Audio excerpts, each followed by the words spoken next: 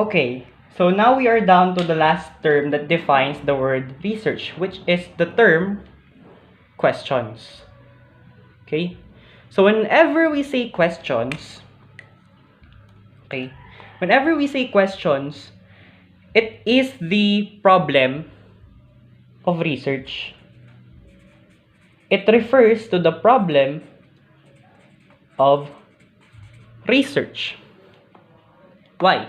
Because questions is present at the very first step of scientific method, which is the identification of problem. Identification of problem.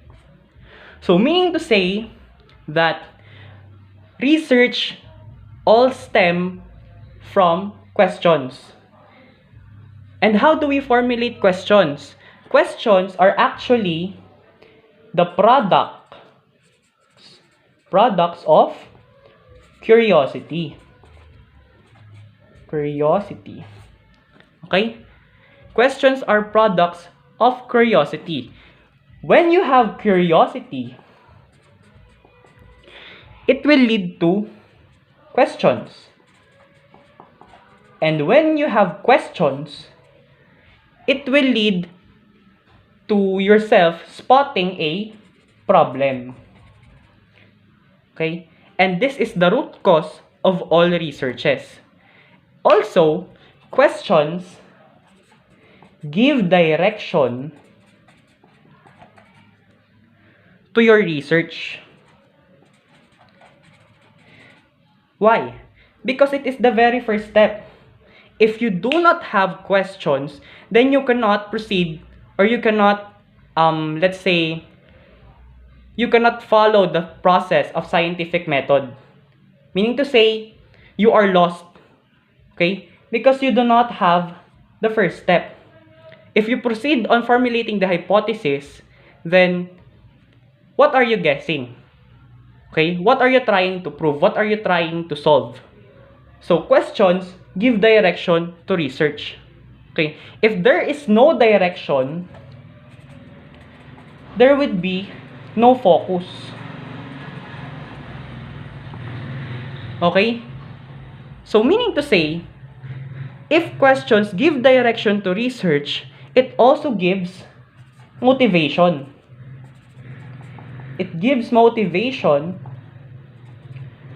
to the researchers to conduct a study. Okay? It motivates them to find solutions to an existing problem.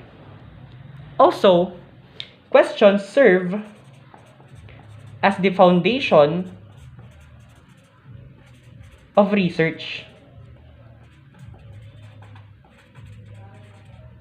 So without questions, research will not exist. Okay? So meaning to say, if it is the foundation of research, questions are central to research. It is the core. It is the life of research. It gives life to research. Okay?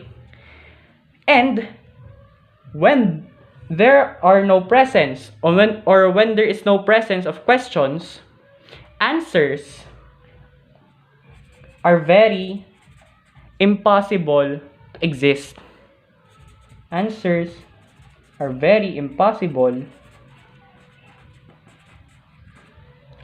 to exist. Okay? Without questions, there will be no answers. And without questions, okay, the answers are no use. Because there would be no basis. Meaning to say, questions are the basis of answers. Okay? So questions are very essential in formulating researches because this is where the answers stem out. Okay? This is where the answers come from. Okay? So to sum it up, okay, given the four present terms of research, okay, which is systematic, organized, answers, and questions, Okay? Given these four terms central to research, we can now define what research is. Okay?